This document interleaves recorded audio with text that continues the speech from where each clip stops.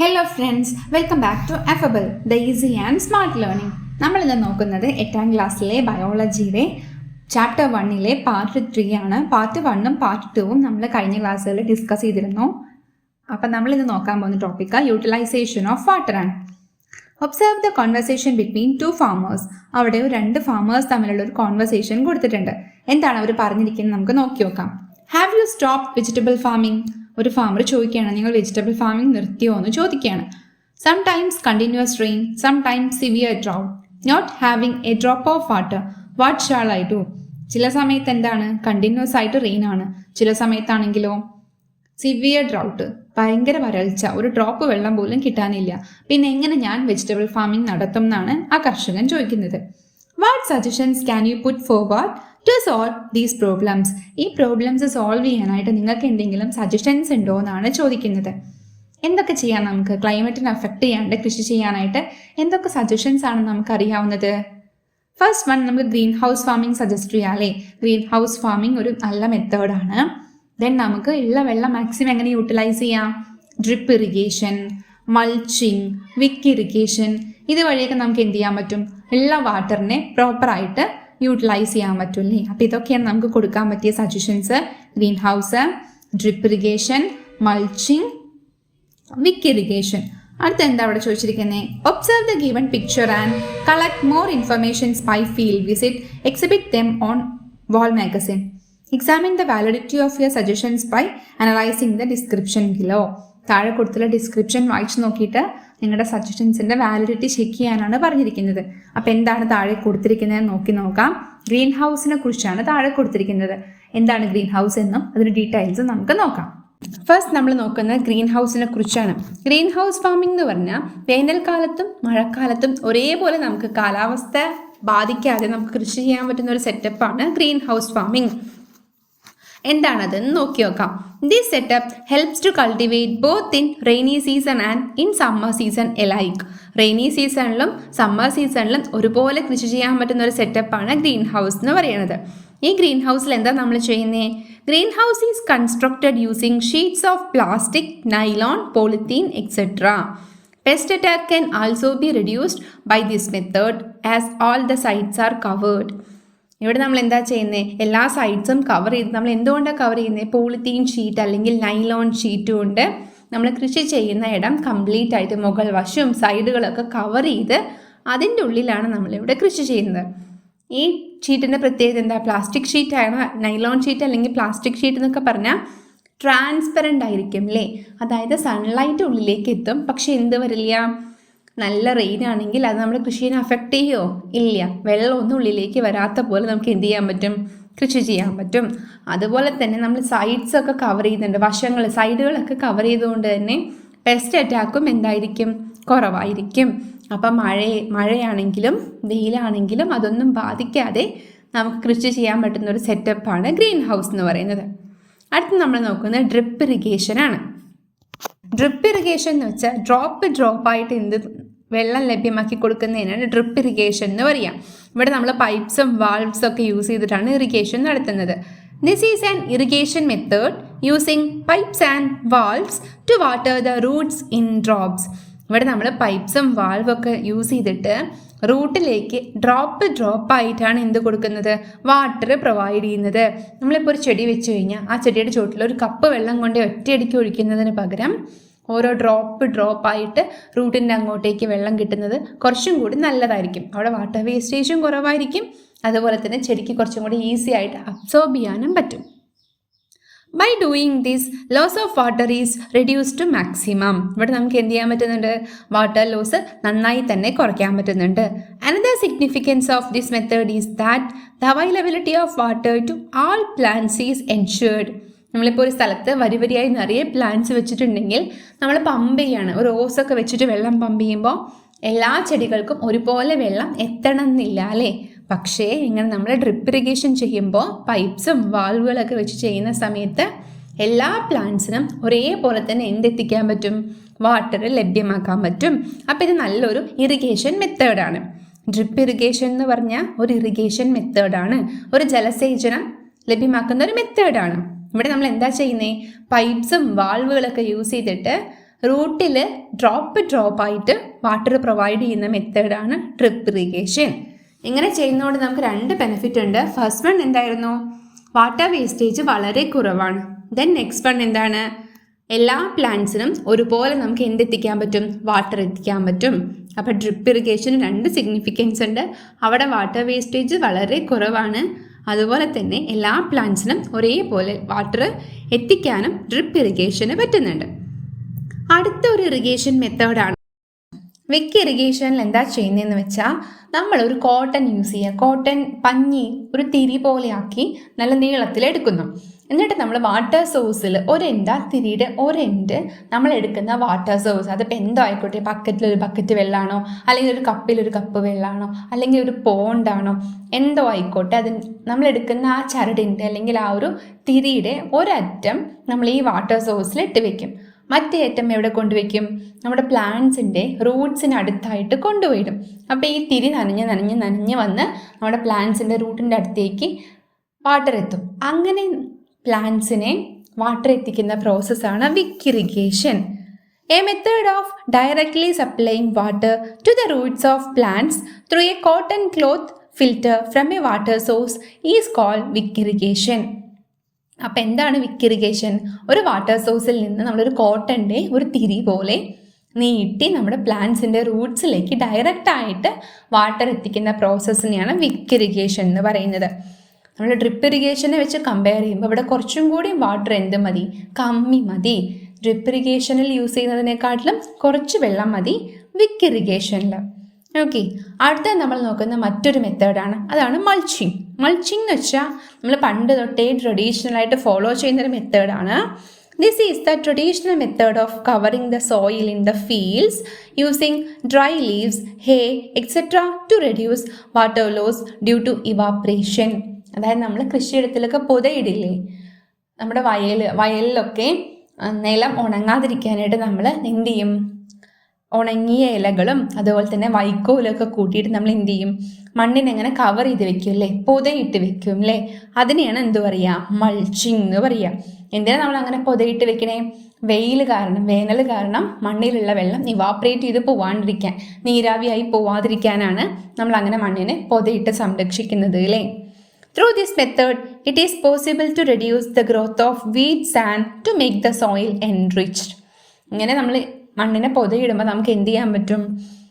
വീഡ്സിൻ്റെ കളകളുടെ വളർച്ച ഒരു പരിധിവരെ കൺട്രോൾ ചെയ്യാൻ പറ്റും. അതുപോലെ തന്നെ നമ്മുടെ മണ്ണിൻ്റെ ഫലപുഷ്ടി കൂട്ടാനും പറ്റും. അപ്പം നമ്മളിപ്പം 3 മെത്തേഡ്സ് പറഞ്ഞു, 3 ഇറിഗേഷൻ മെത്തേഡ്സ് പറഞ്ഞു. ഫസ്റ്റ് വൺ ഡ്രിപ്പ് ഇറിഗേഷൻ ആയിരുന്നു, then wick irrigation, then last one mulching. Drip irrigation എന്ന് വെച്ചാൽ പൈപ്പ്സും വാൾവ്സും ഒക്കെ യൂസ് ചെയ്ത് റൂട്ടിൻ്റെ ചുവട്ടിലായിട്ട് ഡ്രോപ്പായിട്ട് വാട്ടർ എത്തിക്കുന്ന പ്രോസസ്സിനെയാണ് ഡ്രിപ്പ് ഇറിഗേഷൻ എന്ന് പറയുന്നത്. അവിടെ വാട്ടർ വേസ്റ്റേജ് കുറവാണ്, എല്ലാ പ്ലാന്റ്സിനും ഒരേപോലെ വാട്ടർ എത്തിക്കാനും സാധിക്കുന്നുണ്ട്. അടുത്തത് വിക്ക് ഇറിഗേഷൻ ആണ്. വിക്ക് ഇറിഗേഷൻ നമ്മൾ കോട്ടൺ യൂസ് ചെയ്തിട്ട് ഒരു വാട്ടർ സോഴ്സിൽ നിന്ന് ഡയറക്റ്റായിട്ട് പ്ലാന്റിൻ്റെ റൂട്ടിലേക്ക് വെള്ളം എത്തിക്കുന്ന പ്രോസസ്സിനെയാണ് വിക്ക് ഇറിഗേഷൻ എന്ന് പറഞ്ഞത്. ഡ്രിപ്പ് ഇറിഗേഷനിൽ യൂസ് ചെയ്യുന്നതിനെക്കാട്ടിലും കുറച്ച് വെള്ളം മാത്രമേ വിക്ക് ഇറിഗേഷനിൽ ആവശ്യമുള്ളൂ. നെക്സ്റ്റ് വൺ മൾച്ചിങ് ആണ്. ഫീൽഡിലൊക്കെ നമ്മൾ കൃഷിസ്ഥലം ഡ്രൈ ലീവ്സും ഹേ ഒക്കെ യൂസ് ചെയ്തിട്ട് കവർ ചെയ്ത് വെക്കുന്ന പ്രോസസ്സിനെയാണ് മൾച്ചിങ് എന്ന് പറയുക. അതായത് ഇവാപ്രേഷൻ വഴി വാട്ടർ ലോസ് ഇല്ലാതിരിക്കാനായിട്ട് നമ്മൾ ഫീൽഡ് എന്ത് ചെയ്യും? ഡ്രൈ ലീവ്സ് കൊണ്ടും ഹേ ഒക്കെ കൊണ്ട് വൈക്കോലൊക്കെ കൂട്ടിയിട്ട് പൊതയിട്ട് വെക്കുന്ന പ്രോസസ്സിനെയാണ് മൾച്ചിങ് എന്ന് പറയുക. ഇങ്ങനെ നമ്മൾ ചെയ്യുന്നത് കൊണ്ട് നമുക്ക് വീഡ്സിൻ്റെ ഗ്രോത്ത് ഒരു പരിധിവരെ കൺട്രോൾ ചെയ്യാൻ പറ്റുന്നുണ്ട്. അതുപോലെ തന്നെ എന്തിനു പറ്റുന്നുണ്ട്? നമ്മുടെ സോയിലിൻ്റെ ഫലപുഷ്ടി കൂട്ടാനും പറ്റുന്നുണ്ട്, സോയിലിനെ കുറച്ചുകൂടി എൻറിച്ച് ചെയ്യാൻ പറ്റുന്നുണ്ട്. അപ്പോൾ ഇത്രയാണ് ഇറിഗേഷൻ മെത്തേഡ്സ്. അടുത്ത നമ്മൾ നോക്കുന്നത് പെസ്റ്റ് കൺട്രോളാണ്. ഇതൊക്കെയാണ് പെസ്റ്റിനെ കൺട്രോൾ ചെയ്യാമെന്നാണ് ഇതിൽ നമ്മൾ ഡിസ്കസ് ചെയ്യുന്നത്. ഫസ്റ്റ് തന്നെ അവിടെ 3 പിക്ചേഴ്സ് കൊടുത്തിട്ടുണ്ട്. അതിനെ ബേസ് ചെയ്ത് 2-3 ഇൻഡിക്കേറ്റേഴ്സും ഉണ്ട്. ഫസ്റ്റ് പിക്ചർ ഒരു പോഡ് ബോററുടെ പിക്ചറാണ്. അതായത് കായതുരപ്പൻ പുഴു. പോഡ് ബോറർ എന്ന് വെച്ചാൽ കായതുരപ്പൻ പുഴുവാണ്. ലെഗ്യൂംസിൽ പയർ ചെടിയിലൊക്കെ കാണുന്ന കായതുരപ്പൻ പുഴുവിൻ്റെ ഒരു പിക്ചറാണ് അവിടെ കൊടുത്തിരിക്കുന്നത്. Second one leaf rolling caterpillar in ഒക്ര. വെണ്ടക്ക ചെടിയിൽ കാണുന്ന ഇല ചുരുട്ടുന്ന പുഴുവിൻ്റെ പിക്ചറാണ്. തേർഡ് വൺ സ്റ്റെം ബോറർ ആണ്. ബ്രിഞ്ചാൾ വഴുതനങ്ങ ചെടിയിൽ കാണുന്ന തണ്ടുതുരപ്പൻ പുഴുവിൻ്റെ പിക്ചറാണ്. അതിനെ ബേസ് ചെയ്ത് 2 ഇൻഡിക്കേറ്റേഴ്സ് അവിടെ ചോദിച്ചിട്ടുണ്ട്. ഫസ്റ്റ് വൺ എന്താണ്? Which are the major pest that affect the crops in our locality? നമ്മുടെ ലൊക്കാലിറ്റിയിൽ ക്രോപ്സിനെ അഫക്റ്റ് ചെയ്യുന്ന മേജർ പെസ്റ്റുകൾ ഏതൊക്കെയാണെന്നാണ് ചോദിച്ചിരിക്കുന്നത്. ഒരു ഇൻഡിക്കേറ്ററും കൂടിയുണ്ട്. Which are the different methods adopted to control pest by the farmers in your locality? നിങ്ങളുടെ ലൊക്കാലിറ്റിയിൽ പെസ്റ്റിനെ കൺട്രോൾ ചെയ്യാനായിട്ട് ഫാമേഴ്സ് എന്തൊക്കെ മെത്തേഡാണ് യൂസ് ചെയ്യുന്നത് എന്ന് ചോദിച്ചിട്ടുണ്ട്. ഏതൊക്കെയായിരിക്കും നമ്മുടെ നാട്ടിൽ പെസ്റ്റിനെ കൺട്രോൾ ചെയ്യാനായിട്ട് ഫാമേഴ്സ് യൂസ് ചെയ്യുന്ന മെത്തേഡ്സ്? കെമിക്കൽ പെസ്റ്റിസൈഡ്സ് യൂസ് ചെയ്യാറുണ്ട് അല്ലേ? പെസ്റ്റുകളെ കൺട്രോൾ ചെയ്യാനായിട്ട് കെമിക്കൽ പെസ്റ്റിസൈഡ്സ് യൂസ് ചെയ്യുന്നുണ്ട്. അതുകൂടാതെ ബയോ പെസ്റ്റിസൈഡ്സ് യൂസ് ചെയ്യുന്നുണ്ട്. ടൊബാക്കോ ഇമൾഷൻ, പുകയില കഷായം, നീം ഓയിൽ ഇമൾഷൻ, അതൊക്കെ എന്തിന് എക്സാമ്പിൾസ് ആണ്? ബയോ പെസ്റ്റിസൈഡ്സിന് എക്സാമ്പിൾസ് ആണ് ടൊബാക്കോ ഇമൾഷനും നീം ഓയിൽ ഇമൾഷനും ഒക്കെ. അങ്ങനത്തെയൊക്കെ നമ്മൾ പെസ്റ്റിനെ കൺട്രോൾ ചെയ്യാനായിട്ട് യൂസ് ചെയ്യുന്നുണ്ട്. ദെൻ മെക്കാനിക്കൽ കൺട്രോൾ ഉണ്ട്. മെക്കാനിക്കൽ കൺട്രോൾ എന്ന് വെച്ചാൽ അതിൽ ഹാൻഡ് പിക്കിംഗ് വരും, കൈ കൊണ്ട് പെരുക്കി കളയാം. അതുകൂടാണ്ട് ട്രാപ്പുകൾ വെച്ച് ഈ പെസ്റ്റിനെ കൺട്രോൾ ചെയ്യുന്നത്, അതെല്ലാം വരുന്നത് മെക്കാനിക്കൽ കൺട്രോളിലാണ്. പിന്നെ നമ്മൾ യൂസ് ചെയ്യുന്ന മറ്റൊരു മെത്തേഡാണ് ഇൻ്റഗ്രേറ്റഡ് പെസ്റ്റ് മാനേജ്മെൻറ്റ്. എന്താണ് ഇൻ്റഗ്രേറ്റഡ് പെസ്റ്റ് മാനേജ്മെൻറ്റ്? നമുക്ക് ഡീറ്റെയിൽ ആയിട്ട് പഠിക്കാനുണ്ട്. അപ്പോൾ അതെന്തൊക്കെയാണെന്ന് നമുക്ക് നോക്കിയോ. IPM എന്നാണ് ഇൻ്റഗ്രേറ്റഡ് പെസ്റ്റ് മാനേജ്മെൻറ്റിൻ്റെ ഷോർട്ട് ഫോം. അപ്പോൾ എന്തൊക്കെയാണ് IPM ഇൻക്ലൂഡ് ചെയ്തിരിക്കുന്നത് നമുക്ക് നോക്കി നോക്കാം. You know that there are different methods for pest control. Pest controlന് ഒരുപാട് മെത്തേഡ്സ് ഉണ്ടെന്ന് നമുക്കറിയാം അല്ലേ? While selecting a pest control method, population density of the pest, nature of crop, etc. should be considered. ഒരു pest control ഏത് മെത്തേഡാണ്, പെസ്റ്റിനെ control ചെയ്യാനായിട്ട് ഏത് മെത്തേഡാണ് സെലക്ട് ചെയ്യേണ്ടതെന്ന് നമ്മൾ നോക്കുമ്പോൾ നമ്മൾ കുറേ കാര്യങ്ങൾ ശ്രദ്ധിക്കണം. എന്തൊക്കെ കാര്യങ്ങളാണ് ശ്രദ്ധിക്കേണ്ടത്? നമ്മുടെ പെസ്റ്റിൻ്റെ പോപ്പുലേഷൻ എത്രത്തോളം ഉണ്ട്, നമ്മുടെ ക്രോപ്പിൻ്റെ നേച്ചർ എന്താണ്, അങ്ങനെയുള്ള ഒരുപാട് കാര്യങ്ങൾ നോക്കിയിട്ടാണ് നമ്മൾ നല്ലൊരു പെസ്റ്റ് കൺട്രോൾ മെത്തേഡ് സെലക്ട് ചെയ്യുന്നത്. The need of farmers is not to kill all the pests, but control their multiplication without any harm to the crops. നമ്മുടെ കർഷകന്റെ ആവശ്യം എന്ന് പറയുന്നത് ഈ പെസ്റ്റുകളെ കംപ്ലീറ്റ് ആയിട്ട് കൊല്ലുക എന്നുള്ളതല്ല. പകരം എന്താണ്, നമ്മുടെ ക്രോപ്പിന് യാതൊരു ദോഷവും വരാത്ത വിധത്തിൽ അവയുടെ എണ്ണം ഒന്ന് കൺട്രോൾ ചെയ്യുക എന്നുള്ളതാണ് കർഷകന്റെ ആവശ്യം. ഇതിനായിട്ട് നമുക്ക് എന്ത് ചെയ്യാം? For this, it is not always necessary to use pesticides that are harmful to the environment and human health. ഇതിനു വേണ്ടിയിട്ട് നമുക്ക് എപ്പോഴും പെസ്റ്റിസൈഡ്സ് യൂസ് ചെയ്യണമെന്നില്ല. ഈ പെസ്റ്റിസൈഡ്സ് എന്താണ്, ഹ്യൂമൻ ഹെൽത്തിനും അതുപോലെ തന്നെ പ്രകൃതിക്കും ഒരുപോലെ ദോഷമാണ്. Integrated pest management is the use of mechanical pest control methods with different kinds of nets and traps, utilizing friendly pest, use of resistant varieties of seeds for farming, and reduce the use of pesticides. അപ്പോൾ നമ്മൾ integrated pest management എന്ന് പറഞ്ഞാൽ എന്താ ഉദ്ദേശിക്കുന്നത്? Integrated pest മാനേജ്മെൻറ്റിൽ fertilisers, chemical പെസ്റ്റിസൈഡ്സിൻ്റെ use പരമാവധി കുറയ്ക്കുക. കെമിക്കൽ പെസ്റ്റിസൈഡ്സിൻ്റെ യൂസ് പരമാവധി കുറച്ച് ഇവിടെ എന്താണ് യൂസ് ചെയ്യുന്നത്? മെക്കാനിക്കൽ പെസ്റ്റ് കൺട്രോളാണ് യൂസ് ചെയ്യുന്നത്. മെക്കാനിക്കൽ പെസ്റ്റ് കൺട്രോൾ മെത്തേഡ്സിൽ നമ്മൾ നെറ്റുകളും ട്രാപ്പുകളൊക്കെ യൂസ് ചെയ്യുന്നുണ്ട്. പെസ്റ്റിനെ പിടിക്കാനായിട്ട് നെറ്റുകളും ട്രാപ്പുകളൊക്കെ യൂസ് ചെയ്യുന്നുണ്ട്. ഫ്രണ്ട്ലി പെസ്റ്റിന് യൂസ് ചെയ്യുന്നുണ്ട്. അതായത് എന്താ ഈ ഫ്രണ്ട്ലി പെസ്റ്റ് എന്നുകൊണ്ട് ഉദ്ദേശിക്കുന്നതെന്ന് അറിയോ? ഇപ്പം നമ്മളൊരു ഫീൽഡിൽ നെല്ല് കൃഷി ചെയ്യാണ്. അപ്പോൾ ആ ഫീൽഡിൽ നമ്മൾ കീടനാശിനിയൊക്കെ തളിക്കും, പെസ്റ്റിസൈഡ്സ് ഒക്കെ തളിക്കുമ്പോൾ ഇപ്പോൾ അവിടെയുള്ള എല്ലാ ടൈപ്പ് പെസ്റ്റും നശിച്ചു പോകും. അതായത് ഇപ്പോൾ തവളകളൊക്കെ ഉണ്ടാവും. തവളകൾക്കൊക്കെ ചിലപ്പോൾ കീടനാശിനി പറ്റാണ്ടായാൽ തവളകളൊക്കെ ചത്തുപോകും. പക്ഷേ ഈ തവളകൾ നമുക്ക് ദോഷമാണോ? അല്ല. ഈ തവളകൾ എന്താ ചെയ്യുന്നത്? നമ്മുടെ പുല്ലൊക്കെ തിന്ന് നശിപ്പിക്കുന്ന പുൽച്ചാടികളൊക്കെ പിടിച്ചു തിന്നുന്നുണ്ട്. അപ്പം നമുക്ക് ഒരു വിധത്തിൽ അല്ലെങ്കിൽ വേറൊരു വിധത്തിൽ ഈ തവളേനെ കൊണ്ട് ഉപകാരമാണ്. അപ്പം നമ്മൾ പെസ്റ്റിസൈഡ്സ് യൂസ് ചെയ്യുമ്പോൾ നമുക്ക് ഉപകാരം ചെയ്യുന്ന പെസ്റ്റുകൾ നശിച്ചു പോവും, അല്ലാത്തതും നശിച്ചു പോവും. അപ്പം നമ്മൾ ഈ ഇൻ്റഗ്രേറ്റഡ് പെസ്റ്റ് മാനേജ്മെൻറ്റിൽ നമുക്ക് യൂസ്ഫുൾ ആയിട്ടുള്ള പെസ്റ്റിനെയൊക്കെ നമ്മൾ സപ്പോർട്ട് ചെയ്യുകയാണ് ചെയ്യുന്നത്. ഓക്കെ. അതുപോലെ തന്നെ നമ്മൾ കെമിക്കൽ പെസ്റ്റിസൈഡ്സിൻ്റെ യൂസ് പരമാവധി കുറയ്ക്കുന്നു. പകരം എന്താ യൂസ് ചെയ്യുന്നത്? മെക്കാനിക്കൽ പെസ്റ്റ് കൺട്രോൾ മെത്തേഡ്സ് ആയിട്ടുള്ള നെറ്റ്സ്, ട്രാപ്സ് ഒക്കെ യൂസ് ചെയ്യുക. ഫ്രണ്ട്ലി പെസ്റ്റിനെ സപ്പോർട്ട് ചെയ്യുക. അതുപോലെ തന്നെ നല്ല disease resistant, pest resistant varieties നോക്കിയിട്ട് കൃഷി ചെയ്യാൻ ശ്രമിക്കുകയൊക്കെയാണ് ചെയ്യുന്നത്. അപ്പം നമുക്ക് എന്ത് ചെയ്യാൻ പറ്റും? കെമിക്കൽ പെസ്റ്റിസൈഡ്സിൻ്റെ യൂസ് പരമാവധി കുറയ്ക്കാൻ പറ്റും. During instance of increased pest attack and the threat of crop loss, pesticide should be used only in suggested quantities, keeping the precautions. അതായത് നമ്മുടെ പെസ്റ്റിൻ്റെ എണ്ണം ഈ മെക്കാനിക്കൽ പെസ്റ്റ് കൺട്രോൾ വെച്ചിട്ട് നമ്മൾ ചെയ്യുമ്പോൾ കുറയുന്നില്ല, വല്ലാണ്ട് കൂടുകയാണ്, നമ്മുടെ ക്രോപ്പിന് നമ്മുടെ വിളയ്ക്ക് ഭയങ്കരമായിട്ട് ദോഷം വരികയാണെന്നുണ്ടെങ്കിൽ നമുക്ക് എന്ത് ചെയ്യാം? അവിടെ നമുക്ക് പെസ്റ്റിസൈഡ്സ് യൂസ് ചെയ്യാം. പക്ഷേ സജസ്റ്റഡ് ആയിട്ടുള്ള, നിർദ്ദേശിച്ചിട്ടുള്ള അളവിൽ മാത്രം, യാതൊരുവിധ ദോഷവും വരാത്ത അളവിൽ മാത്രം യൂസ് ചെയ്യുക എന്നുള്ളതാണ് IPM കൊണ്ട് ഉദ്ദേശിക്കുന്നത്. അപ്പോൾ ഇൻ്റഗ്രേറ്റഡ് പെസ്റ്റ് മാനേജ്മെൻറ്റ് എന്ന് ചോദിച്ചാൽ നിങ്ങൾ വൃത്തിയായിട്ട് മനസ്സിലാക്കി വെക്കണം. ഇൻ്റഗ്രേറ്റഡ് പെസ്റ്റ് മാനേജ്മെൻറ്റ് എന്ന് പറഞ്ഞാൽ പെസ്റ്റിനെ കംപ്ലീറ്റ് ആയിട്ട് കൊന്നെടുക്കുന്ന ഒരു മെത്തേഡല്ല, പകരം അവയുടെ എണ്ണം നമ്മുടെ ക്രോപ്പിന് ദോഷം വരാത്ത വിധത്തിൽ കൺട്രോൾ ചെയ്യുക എന്നുള്ളതാണ് ഉദ്ദേശിക്കുന്നത്. ഇതിനായിട്ട് നമ്മൾ എന്താ ചെയ്യുന്നത്? മെക്കാനിക്കൽ പെസ്റ്റ് കൺട്രോൾ ആണ് യൂസ് ചെയ്യുന്നത്. എങ്ങനെയാണ് യൂസ് ചെയ്യുന്നത്? നെറ്റുകളും ട്രാപ്പുകളും യൂസ് ചെയ്യുന്നു. യൂട്ടിലൈസിങ് ഫ്രണ്ട്ലി പെസ്റ്റിനെ യൂട്ടിലൈസ് ചെയ്യുന്നു. Use of pest resistant varieties ആയിട്ടുള്ള സീഡ്സ് യൂസ് ചെയ്യുന്നു. അതുപോലെ തന്നെ റെഡ്യൂസ് ദ യൂസ് ഓഫ് പെസ്റ്റിസൈഡ്സിൻ്റെ യൂസ് വളരെ കുറയ്ക്കുന്നു. അപ്പോൾ എന്താണ് ഇൻ്റഗ്രേറ്റഡ് ഫാമിംഗ്? അതിൻ്റെ ഡെഫിനേഷൻ എക്സാമിന് ചോദിക്കുകയാണെങ്കിൽ നിങ്ങൾ ഇതാണ് എഴുതേണ്ടത്. Integrated pest management is the use of mechanical pest control methods with different kinds of nets and traps, utilising friendly pest, use of resistant varieties of seeds for farming and reduce the use of pesticides. പെസ്റ്റിസൈഡ്സിൻ്റെ use പരമാവധി കുറച്ച് mechanical pest control method use ചെയ്യുന്ന രീതിയാണ് integrated pest management. അടുത്തതായിട്ട് integrated farming ആണ് നോക്കാൻ പോകുന്നത്. എന്താണ് ഇൻ്റഗ്രേറ്റഡ് ഫാമിംഗ്? നമുക്ക് നോക്കാം. ആദ്യം തന്നെ അവിടെ ഒരു പിക്ചർ കൊടുത്തിട്ടുണ്ട്, കൃഷി ചെയ്യുന്നതിൻ്റെ ഒരു പിക്ചർ. ദെൻ അതിൻ്റെ കൂടെ തന്നെ കോഴികൾ, പക്ഷികളൊക്കെ വളർത്തുന്നുണ്ട്, പശുക്കളെ വളർത്തുന്നുണ്ട്, മത്സ്യം വളർത്തുന്നുണ്ട്, അങ്ങനെ കുറേ പിക്ചേഴ്സ് കൊടുത്തിട്ടുണ്ട്. ഇതൊരു ക്വസ്റ്റ്യൻ ചോദിച്ചിരിക്കുകയാണ്, is farming just about the cultivation of plants? Farming എന്ന് പറയുന്നത് പ്ലാന്റ്സിൻ്റെ മാത്രം കൾട്ടിവേഷൻ ആണോ എന്ന് അവിടെ ചോദിച്ചിട്ടുണ്ട്. അല്ല അല്ലേ, കൃഷി ചെയ്യുന്നത് മാത്രം, പ്ലാന്റ്സ് മാത്രം കൾട്ടിവേറ്റ് ചെയ്യുന്നതല്ല farming. When birds, fish and other animals are raised along with crops, it is also farming. കൃഷിയുടെ കൂടെ തന്നെ നമ്മൾ പക്ഷികളെ വളർത്തുക, മീൻ വളർത്തുക, കന്നുകാലികളെ വളർത്തുക, അതെല്ലാം എന്താണ്? അതിനെല്ലാം നമ്മൾ എന്താ വിളിക്കുക? ഫാമിംഗ് തന്നെയാണ് പറയുക. Integrated farming is the practice of nurturing diverse living organisms together.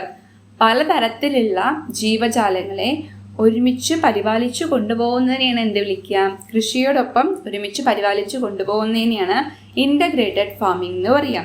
Integrated farming is the practice of nurturing diverse living organisms together. പലതരത്തിലുള്ള ജീവജാലങ്ങളെ ഒരുമിച്ച് പരിപാലിക്കുന്നതിനെ വിളിക്കുന്ന പേരാണ് ഇൻ്റഗ്രേറ്റഡ് ഫാമിംഗ്. അപ്പോൾ നിങ്ങളോട് എന്താ പറഞ്ഞിരിക്കുന്നത്? Visit an integrated farm in your locality and analyse illustration 7.4 based on the indicators. Prepare a report on integrated farming. Integrated ഫാമിങ്ങിനെ കുറിച്ച് ഒരു റിപ്പോർട്ട് തയ്യാറാക്കാനാണ് പറഞ്ഞിരിക്കുന്നത്. ഒരു ഇൻ്റഗ്രേറ്റഡ് ഫാം വിസിറ്റ് ചെയ്തിട്ട് അതിനെക്കുറിച്ചൊരു റിപ്പോർട്ട് ഉണ്ടാക്കാനാണ് പറഞ്ഞിരിക്കുന്നത്. അപ്പോൾ ഇൻ്റഗ്രേറ്റഡ് ഫാമിംഗ് എന്താണെന്നൊരു ഡെഫിനേഷൻ ചോദിക്കുകയാണെങ്കിൽ നമുക്ക് എന്ത് പറയാം? Integrated farming is the practice of nurturing diverse living organisms together. പലതരത്തിലുള്ള ജീവജാലങ്ങളെ ഒരുമിച്ച് പരിപാലിച്ചു കൊണ്ടുപോകുന്നതിനെയാണ് ഇൻ്റഗ്രേറ്റഡ് ഫാമിംഗ് എന്ന് പറയുന്നത്. ഇനി അവിടെ ഒരു ഇല്ലസ്ട്രേഷൻ കൊടുത്തിട്ടുണ്ട്, അതിന് താഴെയായിട്ട് 2-3 ഇൻഡിക്കേറ്റേഴ്സും ചോദിച്ചിട്ടുണ്ട്. ഫസ്റ്റ് നമുക്ക് ആ ഇല്ലസ്ട്രേഷൻ ഒന്ന് നോക്കി നോക്കാം. അതായത് ഇൻ്റഗ്രേറ്റഡ് ഫാമിങ്ങിൽ പക്ഷികളെ പരിപാലിക്കുന്നുണ്ട്, അതുപോലെ തന്നെ വെജിറ്റബിൾ ഫാമിംഗ് ചെയ്യുന്നുണ്ട്, റെയറിങ് ഓഫ് കാറ്റിൽ വരുന്നുണ്ട്, പാഡി കൾട്ടിവേഷൻ, ഇതെല്ലാം ഒരുമിച്ച് കൊണ്ടുപോകുന്നതിനാണ് ഇൻ്റഗ്രേറ്റഡ് ഫാമിംഗ് എന്ന് പറയാമെന്ന് പറഞ്ഞു. അപ്പോൾ ഇതിലെല്ലാം ഒന്ന് മറ്റൊന്നിന് യൂസ് ആവുകയാണ്. അതായത് ഇപ്പം നമ്മൾ കാറ്റിലിനെ വളർത്തുന്നുണ്ട്, കന്നുകാലികളെ വളർത്തുന്നുണ്ട്. ആ കന്നുകാലികളുടെ വേസ്റ്റ്, അതായത് ചാണകമാണെങ്കിൽ അവരുടെ കൗഡങ്ങൊക്കെ നമുക്ക് എന്തിനായിട്ട് യൂസ് ചെയ്യാം? പാഡി കൾട്ടിവേഷൻ അല്ലെങ്കിൽ വെജിറ്റബിൾ കൾട്ടിവേഷനുള്ള ഫെർട്ടിലൈസറായിട്ട് യൂസ് ചെയ്യാം.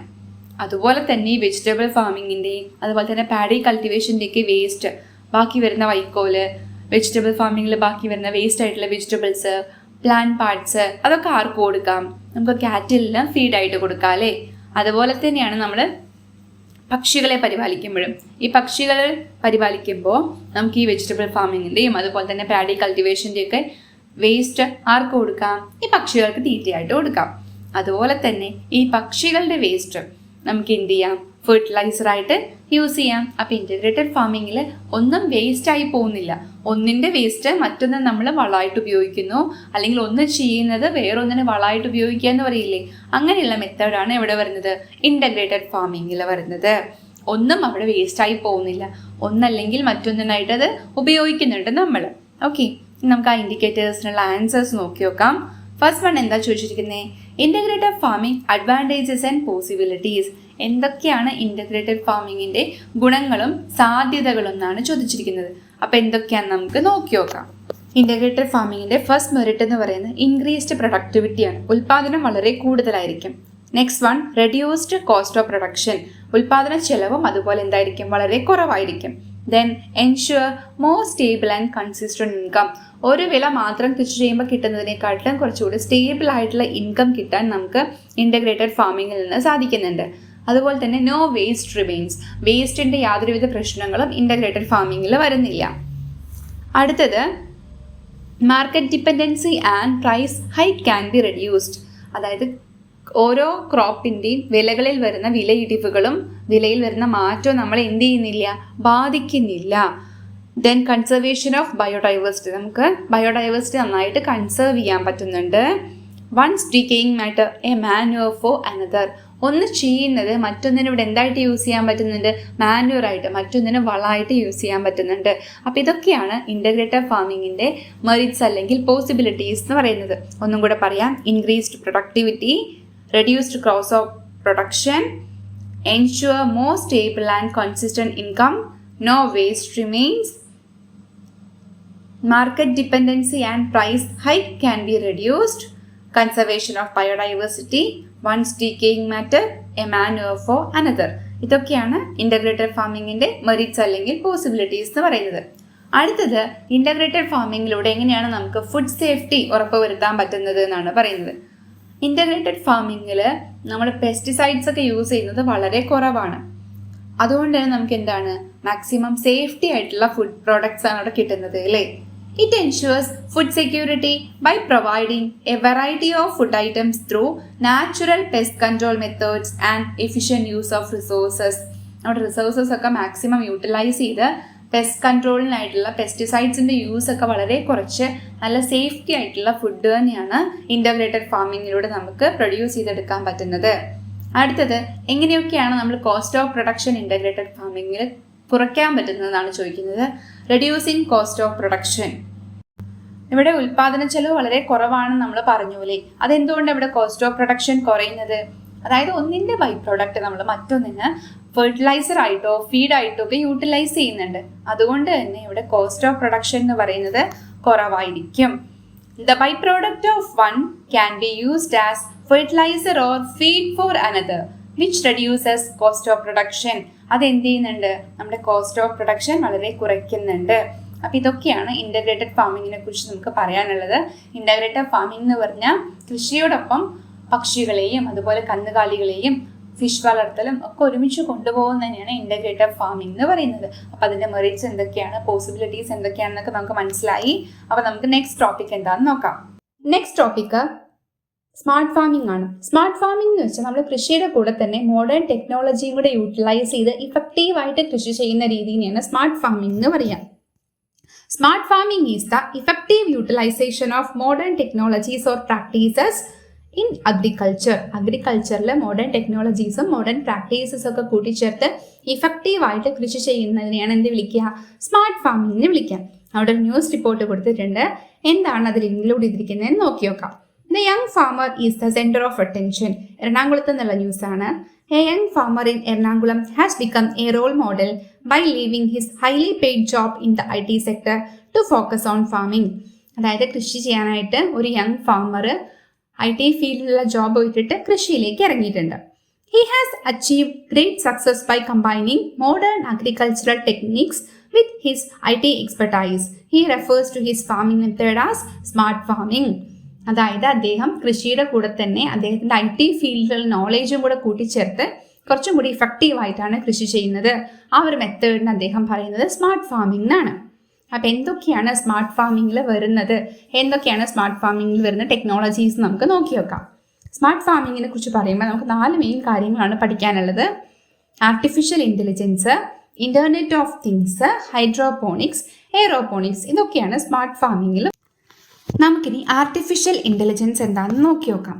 ആർട്ടിഫിഷ്യൽ ഇൻ്റലിജൻസിൽ by sharing images and informations related to crops you can find solution to problems with the help of artificial intelligence.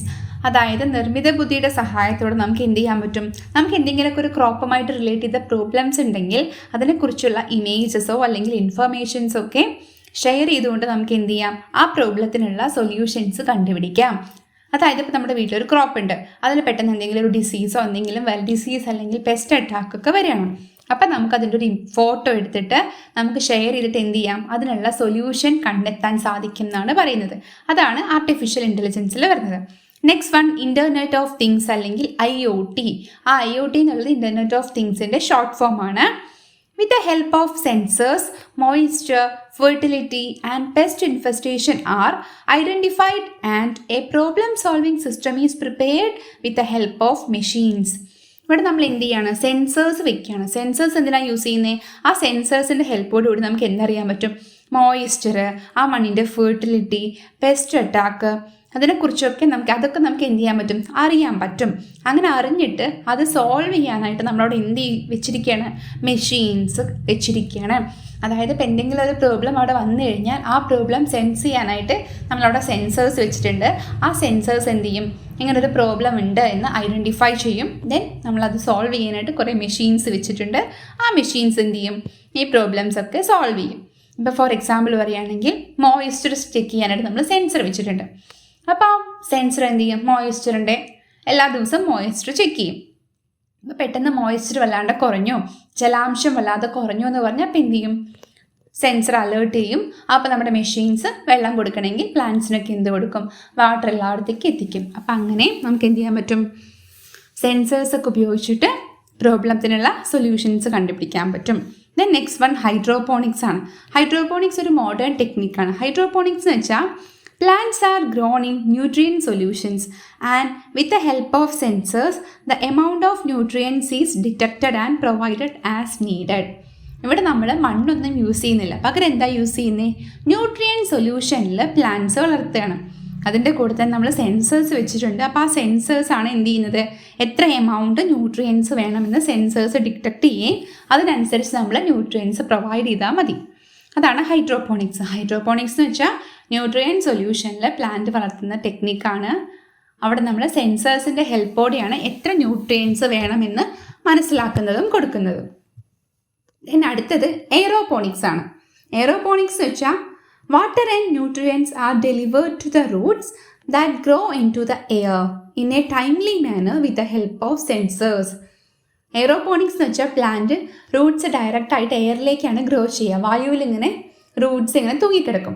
ആ റൂട്ട്സിലേക്ക് നമ്മൾ എന്ത് ചെയ്യുകയാണ്, ഡയറക്റ്റായിട്ട് വാട്ടറും അതുപോലെ തന്നെ ന്യൂട്രിയൻസും സ്പ്രേ ചെയ്ത് കൊടുക്കുകയാണ്. എന്തിൻ്റെ സഹായത്തോടെ, സെൻസേഴ്സിൻ്റെ സഹായത്തോടെ. അപ്പോൾ ഇതൊക്കെയാണ് സ്മാർട്ട് ഫാമിങ്ങിൽ വരുന്ന ടെക്നിക്സ്. അപ്പോൾ സ്മാർട്ട് ഫാമിംഗ് എന്താ നമ്മൾ പറഞ്ഞു, സ്മാർട്ട് ഫാമിങ്ങിൽ വരുന്ന 4 മോഡേൺ പ്രാക്ടീസസും പറഞ്ഞു. ഫസ്റ്റ് വൺ ആർട്ടിഫിഷ്യൽ ഇൻ്റലിജൻസ് ആണ്, then internet of things, hydroponics, aeroponics.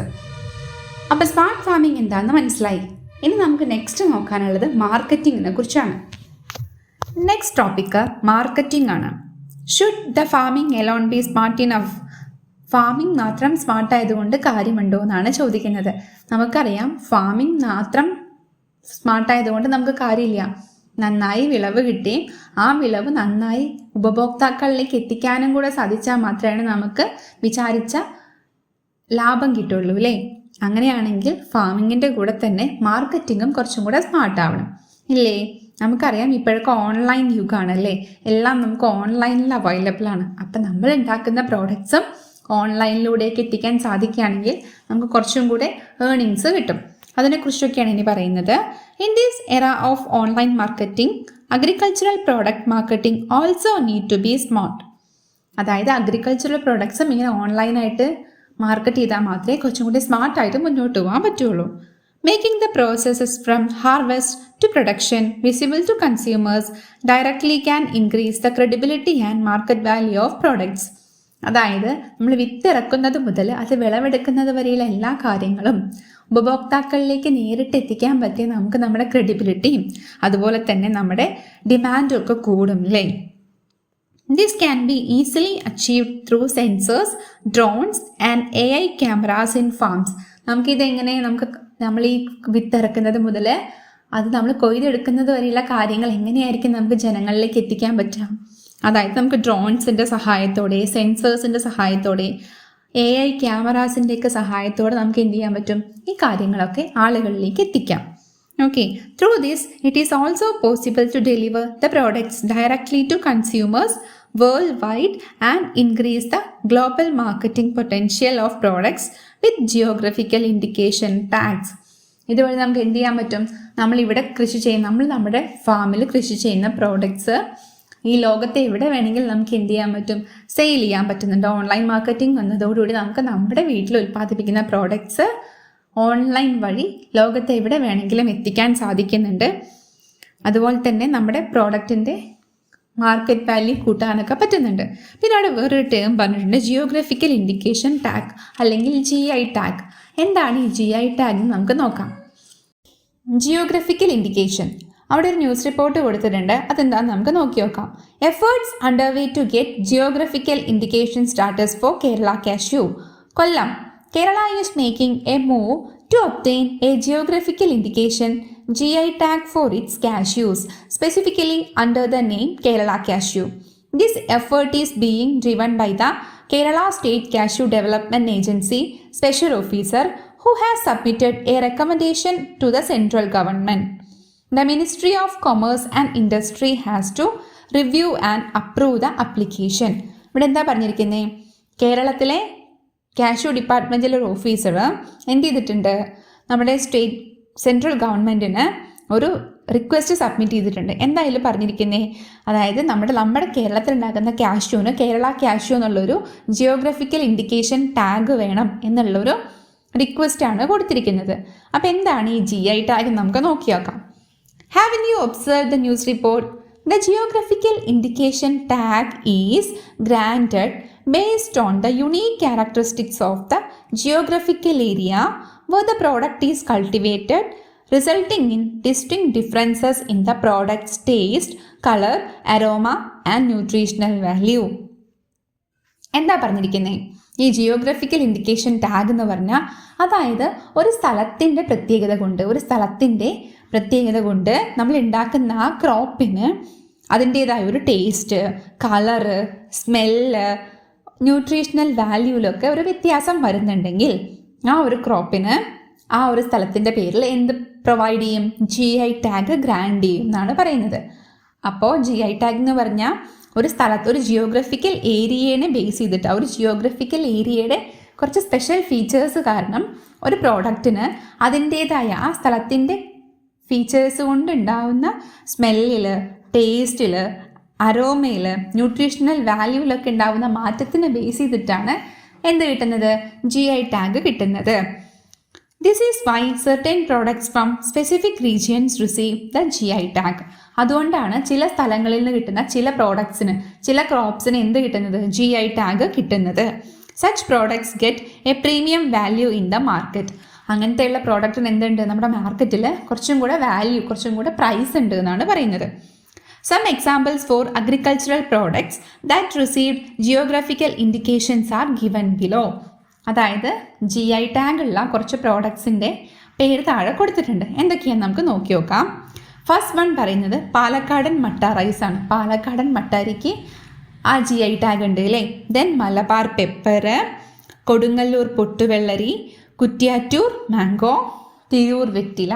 അപ്പോൾ ഇതൊക്കെയാണ് GI ടാഗുള്ള അഗ്രികൾച്ചറൽ പ്രോഡക്ട്സിന് കുറച്ച് എക്സാമ്പിൾസ്. എക്സാമിന് GI ടാഗുള്ള അഗ്രികൾച്ചറൽ പ്രോഡക്ട്സിന് 1-2 എക്സാമ്പിൾസ് ചോദിക്കുകയാണെങ്കിൽ ഇതിലേതെങ്കിലും 2 ഓർത്ത് വെച്ച് എഴുതാം. ഏതൊക്കെയായിരുന്നു, പാലക്കാടൻ മട്ട റൈസ്, മലബാർ പെപ്പർ, കൊടുങ്ങല്ലൂർ പൊട്ടുവെള്ളരി, തിരൂർ വെറ്റില, കുറ്റ്യാറ്റൂർ മാംഗോ. ഓക്കെ, അപ്പോൾ ഈ എക്സാമ്പിൾസ് ഓർത്ത് വെക്കുക.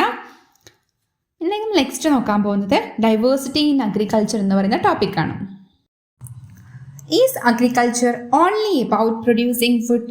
അഗ്രികൾച്ചർ എന്ന് പറഞ്ഞാൽ ഫുഡ് പ്രൊഡ്യൂസ് ചെയ്യുന്നത് മാത്രമാണോ എന്നാണ് ചോദിക്കുന്നത്. Analyse the given collage based on the indicators and prepare a note. അവിടെ ഒരു കൊളാഷ് കൊടുത്തിട്ടുണ്ട്. അപ്പോൾ അത് വെച്ചിട്ട് ആ ഇൻഡിക്കേറ്റേഴ്സിനുള്ള ആൻസർ കണ്ടുപിടിക്കാനാണ് പറഞ്ഞിരിക്കുന്നത്.